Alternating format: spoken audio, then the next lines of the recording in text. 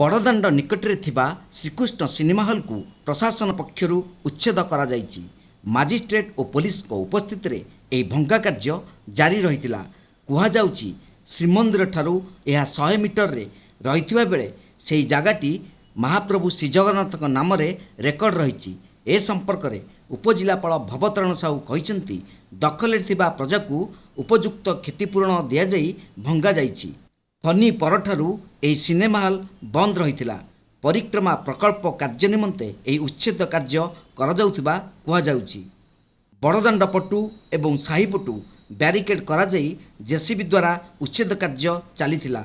Police force दुई पटे जगी रहितिले। सिनेमा हॉल विहीन पुरी रे फिल्म प्रेमी मन में असंतोष रहितिबा बेले किछि व्यक्ति और अनुष्ठान उद्यम रे पौर सदन रे किछि फिल्म पड़ी पारुछि। सेपटे आज एही हॉल्टर उच्छेद परे पुरी सिनेमा प्रेमी आशा को आहुरी मौली देइछि।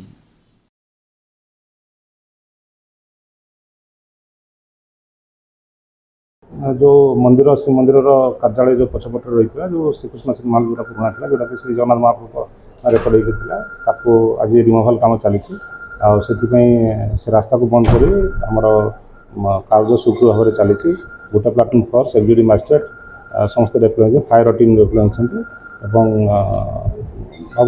गोटे 2 दिन भर सर नहीं मंदिर मालिकाना थी व्यक्तिगत हिसाब से दखल था जोटा कि आमर ड्यू कंपनसेसन दि जाए जहाँकि यही परिक्रमा प्रोजेक्टर काम यूज कर।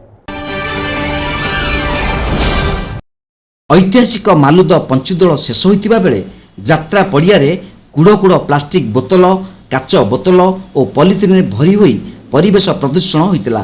एही आवर्जना को सफाई करिबा पई पुरी जिला कृष्णप्रसाद ब्लॉक रो मालुद ग्राम पंचायत तत्वावधान में अमिता तरेंग नेतृत्व में महिला माने और स्वेच्छासेवी भाई माने एकत्रित होई पंचुदोल मेलन पड़िया रे पड़िथिबा वर्ज्यवस्तु को स्वेच्छाकृत भावे सफाई करथिले।